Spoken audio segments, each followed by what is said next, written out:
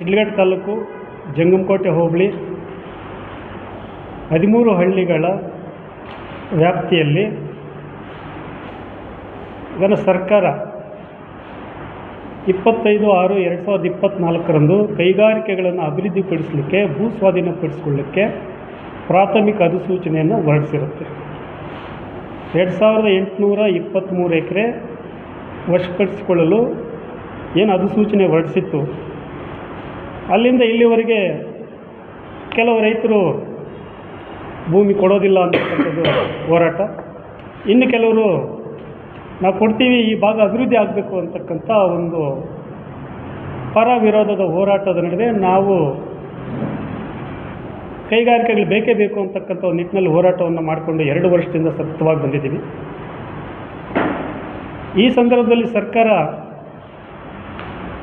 25/2/2026 ಅಂದರೆ ಫೆಬ್ರವರಿ 26 ಒಂದು ಆದೇಶವನ್ನು ಹೊರಡಿಸಿದೆ. 491 ಎಕರೆ ನೀರಾವರಿಯನ್ನು ಹೊರತುಪಡಿಸಿ ಉಳಿದಂಥ 2330 ಎಕರೆ ನಾವು ತಗೊಳ್ತೀವಿ, ವಶಪಡಿಸ್ಕೊಳ್ತೀವಿ ಅಂತಕ್ಕಂಥ ಒಂದು ಅಂತಿಮ ಅಧಿಸೂಚನೆಯನ್ನು ಹೊರಡಿಸಿದೆ. ಈ ಅಧಿಸೂಚನೆಯಂತೆ ಈಗ ರೈತರನ್ನು ಕರೆದು ಸೂಕ್ತವಾದ ಬೆಲೆಯನ್ನು ಕೊಟ್ಟು ಕೈಗಾರಿಕೆಗಳನ್ನು ಅಭಿವೃದ್ಧಿಪಡಿಸಬೇಕು ಅಂತಕ್ಕಂಥ ನಿಟ್ಟಿನಲ್ಲಿ ನಾವು ಹೋರಾಟ ಮಾಡ್ತಾ ಸರ್ಕಾರದ ಗಮನವನ್ನು ಸೆಳೆಯಲು ನಾವು ಮುಂದಿನ 23/3/2026ರಿಂದ ನಾವು ಜಿಲ್ಲಾಧಿಕಾರಿಗಳ ಒಂದು ಕಚೇರಿಯ ಮುಂಭಾಗದಲ್ಲಿ ದಲಿತ ಪರ, ರೈತ ಪರ ಹಾಗೂ ಕನ್ನಡ ಪರ ಸಂಘಟನೆಗಳ ಒಕ್ಕೂಟದಿಂದ ನಾವು ಅನಿರ್ದಿಷ್ಟಾವಧಿ ಒಂದು ಪ್ರತಿಭಟನೆಯನ್ನು ಹಮ್ಮಿಕೊಳ್ಳಲಾಗಿದೆ. ಈ ವಿಚಾರವಾಗಿ ತಾವು ಪ್ರಶ್ನೆ ಕೇಳ್ಬೋದು, ಯಾಕೆ ನೀವು ಕೈಗಾರಿಕೆಗಳು ಬೇಕು ಅಂತ ಇದ್ದೀರಾ ಅಂತಕ್ಕಂಥದ್ದು. ಕೆಲವರು ಬೇಡ ಅಂತಕ್ಕಂಥವ್ರು ಎಲ್ಲೋ ದಿಬ್ಬುರಳ್ಳಿ ಭಾಗದಲ್ಲಿ ಮಾಡಲಿ ಅಂತ ಹೇಳ್ತಾರೆ. ನಂತರ ಇದೆಲ್ಲ ಕೃಷಿಗೆ ಫಲವತ್ತಾದ ಭೂಮಿ ಅಂತ ಒಂದು ವಾದ ಮಾಡ್ತಿದ್ದಾರೆ. ನಾವು ಮೊದಲಿಂದ ಹೇಳ್ತಿದ್ದೀವಿ, ನೀರಾವರಿಯನ್ನು ಹೊರತುಪಡಿಸಿ ಮಾಡಿ ಅಂತ ಹೇಳಿದ್ದೀವಿ. ಅಲ್ಲಿ ಕೃಷಿಗೆ ಯೋಗ್ಯವಾದಂಥ ಭೂಮಿಯನ್ನು ಬಿಟ್ಟಿದ್ದಾರೆ. ಉಳಿದಂತೆ ಭೂಮಿ ಸುಮಾರು 850 ಎಕರೆ PSL ಕಂಪನಿ ಏನು ಮಾಡಿದೆ, ರೈತರಿಗೆ ಮೋಸ ಮಾಡಿ 1 ಲಕ್ಷ 2 ಲಕ್ಷಕ್ಕೆ ಏನು GPA ಮಾಡ್ಕೊಂಡಿದೆ. ಅದರಲ್ಲಿ 540 ಎಕರೆ ಈಗಾಗಲೇ ರೈತರ ಕೈ ತಪ್ಪು ಹೋಗ್ಬಿಟ್ಟು PSL ಕಂಪನಿ ಹೆಸರಲ್ಲಿದೆ. ನಾವು ಹೇಳ್ತಕ್ಕಂಥದ್ದಿಷ್ಟೇ, ಬರೀ GPA ಅಗ್ರಿಮೆಂಟ್ ಮೇಲೆ ಕಂಪ್ನಿಗೆ ನೋಂದಣಿ ಆಗಿದೆ. 491 ಎಕರೆ ಉಳಿಕೆ ಬಿಟ್ಬಿಟ್ಟು ಆಮೇಲೆ 2332 ಎಕರೆ ಅಧಿಸೂಚನೆ ಹೊರಡಿಸಿದ್ದಾರೆ. ಆದಷ್ಟು ಬೇಗ ದರಪಟ್ಟಿ ನಿಗದಿ ಮಾಡಿ ಒಳ್ಳೆಯದಾಗುತ್ತೆ. ಇನ್ನು ನಮ್ಮ ವಿರೋಧ ಬಂದವರು ನಾನು ಸ್ವಲ್ಪ ಕಿವಿ ಮಾತು ಹೇಳೋಕ್ಕೆ ನಾನು ಬಯಸ್ತೀನಿ. ಯಾಕಪ್ಪ ಕಿವಿ ಮಾತು ಅಂದರೆ, ಅವ್ರ ಮನೆಯ ಮಕ್ಕಳೆಲ್ಲ ಓದ್ತಾವ್ರೆ, ಇಂಜಿನಿಯರ್ ಮಾಡ್ಯಾರೆ, ಡಾಕ್ಟ್ರ್ ಮಾಡ್ಯಾರ. ಒಬ್ಬರು ಮೈಸೂರಾಗ ಮಗಳು ಇಂಜಿನಿಯರ್ ಮಾಡೋಕ್ಕೆ ಹೋಗ್ಯಾರೆ. ತಿರುಗಿ ಮತ್ತೆ ನಮ್ಮ ಮಕ್ಕಳನ್ನ ಬೇರೆ ಕಡೆ ಕೆಲಸಕ್ಕೋಸಿ ಅಲ್ಲಿ ಮಾತ್ರ ರೈತರ ಭೂಮಿ ಅಲ್ಲ, ಇಲ್ಲಿ ಮಾತ್ರ ರೈತರ ಭೂಮಿ ಇದೆ. ಅವರು ಅದೇ ತಾನೇ ತೋಟ ಕೆಲಸ ಮಾಡ್ಕೊಂಡು ಇಲ್ಲ ದನ ಕರು ಮೇಯಿಸ್ಕೊಂಡು ಹುಳ ಮೇಯಿಸ್ಕೊಂಡಿದ್ರೆ ಅವ್ರು ರೈತಾಪಿ ವರ್ಗ ಅಂತ ಹೇಳ್ಬೋದು.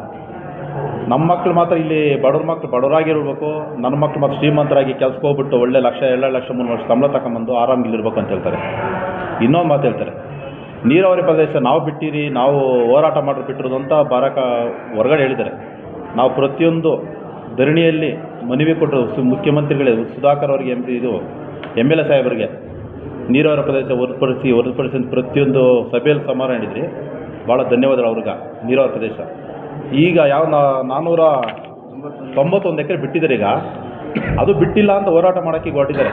ಅದೇ MLA ಸಾಹೇಬ್ರ ಮನೆ ತಕ್ಕ ಹೋಗಿ ಅವರು, ಅಣ್ಣ ದಯವಿಟ್ಟು ನಮ್ಮ ನೀರಾವರಿ ಪ್ರದೇಶ ಬಿಟ್ಕೊಡಿ ಅಂತ ಎಣ್ಣಂಗೂರು, ನಮ್ಮೂರು, ನಡುಕನಾಯಕನ ತಾದೂರು ಎಲ್ಲ ಹೋಗಿ ಸುಮಾರು ಜನ ಹೋಗಿ ಬಿಟ್ಕೊಡ್ತಿದ್ದಲ್ಲ. MLA ಸಾಹೇಬ್ರೆಲ್ಲ ಒಪ್ಕೊಂಡ್ಮೇಲೆ ನೀರಾವರಿ ಬಿಟ್ಕೊಟ್ಟಿದ್ದಾರೆ. ಈಗ MLA ಅವ್ರನ್ನ ಬೇಕಂತಾರೆ, ಮಿನಿಸ್ಟ್ರೂ ಬೇಕಂತಾರೆ, ಮುಖ್ಯಮಂತ್ರಿ ಬೇಕಂತಾರೆ. ಅಸಭ್ಯವಾಗಲೇ ಮಾತಾಡ್ತಾರೆ. ಬದಲು ನಾವು ಹೆಂಗಿದ್ದೀರಿ ಅಂತ ನೋಡೋದಿಲ್ಲ, ಬದಲು ನಾವೇನು ತಪ್ಪು ಮಾಡ್ತೇವೆ ನೋಡ್ಬೇಕೀಗ.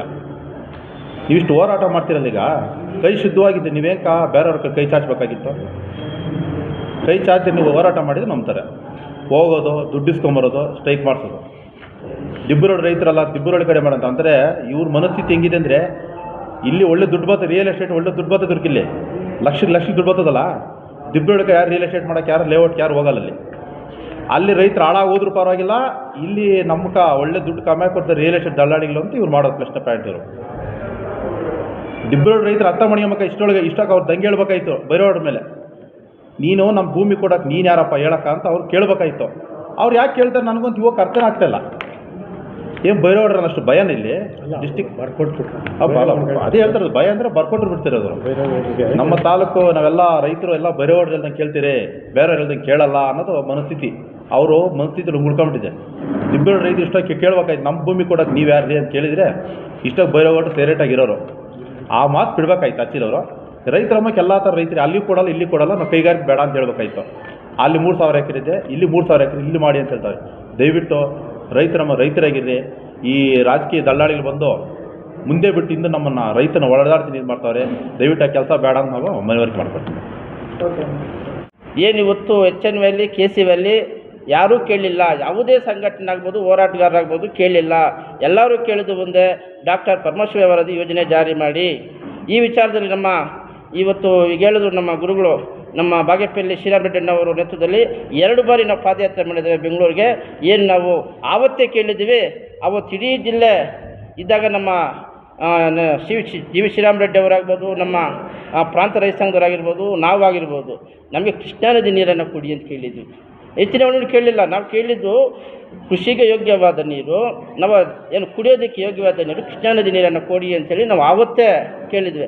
ಆದರೆ ನಮಗೆ ಕೃಷ್ಣಾ ನದಿ ನೀರು ಕೊಡಲಿಲ್ಲ. ಏನು ಕೊಡಲ್ಲ, ಕೊಟ್ಟಿದ್ದವರು ಉಚ್ಚೆ ನೀರು, ವಿಷದ ನೀರು, ಕೊಳಚೆ ನೀರು ಕೊಟ್ಟರು. ಆವತ್ತು ಕೂಡ ನಾವು ವಿರೋಧ ಮಾಡಿದ್ವಿ, ಈ ನೀರನ್ನು ನಮಗೆ ಬೇಡ. ಆದರೆ ಏನು ಇವತ್ತು ನಮ್ಮ ಎಷ್ಟು ಹೇಳ್ದಂಗೆ ಯಾರು ಕೇಳದೇ ಇದ್ದಾಗ ಏನು ವಿಷದ ನೀರು ಕೊಟ್ಟರು, ಆವತ್ತು ಕೆರೆಗೆ ನೀರು ಇನ್ನೂ ಬರಲೇ ಇಲ್ಲ. ಆದರೆ ಕುರಿಗಳನ್ನು ಬಲಿ ಕೊಟ್ಟರು, ಬಾಗಿ ನಡೆಸಿದ್ರು. ಇವತ್ತು ಅದೇ ಮುಖಂಡು ಹೇಳ್ತಾರೆ ನಮಗೆ ಮೂಲ ಶುದ್ಧೀಕರಣ ಬೇಕು ಅಂತ. ಆದರೆ ಆವತ್ತಿಲ್ಲಿ ಹೋಗಿದ್ದು ನಿಮ್ಮ ಬದ್ಧತೆ ಅವತ್ತು ಕೇಳ್ಬೋದಾಗಿತ್ತಲ್ಲ. ಇವತ್ತು ಒಂದು ಕೆರೆಗೆ ನೀರೇ ಬರಲಿಲ್ಲ. ಇವತ್ತು ನಿಜವಾಗ್ಲೂ ಹೇಳ್ಬೇಕಂದ್ರೆ HN ವ್ಯಾಲಿಯಿಂದ ಯಾವುದೇ ಕೆರೆಗೂ ತುಂಬಿಲ್ಲ ನಮ್ಮ ಶಿಡ್ಲಘಟ್ಟ ತಾಲೂಕಲ್ಲಿ. ಏನು ದೇವರ ಆಶೀರ್ವಾದ, ಮಳೆ ನೀರು ಬಂತು, ಕೋಡಿ ಬರುತ್ತು. ಅದು ಬಿಟ್ಟರೆ ಇವತ್ತು ಎಲ್ಲ ಕೆರೆಗಳು ಖಾಲಿಗೆ ಇದ್ದಾವೆ. ಮತ್ತು ಕೆರೆಯ ಏನು ಆ ಕಟ್ಟೆ ಏನು ಕೆರೆಯಿಂದ ಕೆರೆಗೆ ಹರಿಸ್ಬೇಕಾದ್ರೆ ಇದು ಏನು ಇದು ಮಾಡ್ತಾರೆ ಕಟ್ಟೆಗಳನ್ನು, ಅದನ್ನು ಕೂಡ ಅವೈಜ್ಞಾನಿಕವಾಗಿ ಮಾಡಿದ್ದಾರೆ. ಹಾಗಾಗಿ ಇವತ್ತು ಹೋರಾಟದ ಮೂಲಕ ಘನ ಸರ್ಕಾರವನ್ನು ಒತ್ತಾಯ ಮಾಡ್ತಾ ಇದ್ದೀವಿ, ನಮಗೆ 3-4 ಶುದ್ಧೀಕರಣ ಮಾಡಿ ಕೊಡಿ. ಮತ್ತು ಇದ್ರ ಜೊತೆಯಲ್ಲಿ ಇವತ್ತು ಚಿಕ್ಕಬಳ್ಳಾಪುರ ತಾಲೂಕು ಕುಡುವತಿ ಗ್ರಾಮ ಇನ್ನು ಸುಮಾರು 60-70 ವರ್ಷಗಳಿಂದ ರಸ್ತೆ ಇದೆ. ಅಲ್ಲಿ ರೈತರು ಕೃಷಿ ಮಾಡ್ಕೊಂಡಿದ್ದಾರೆ. ಆದರೆ ಇವತ್ತು ಏಕಾಏಕಿ ಯಾರೋ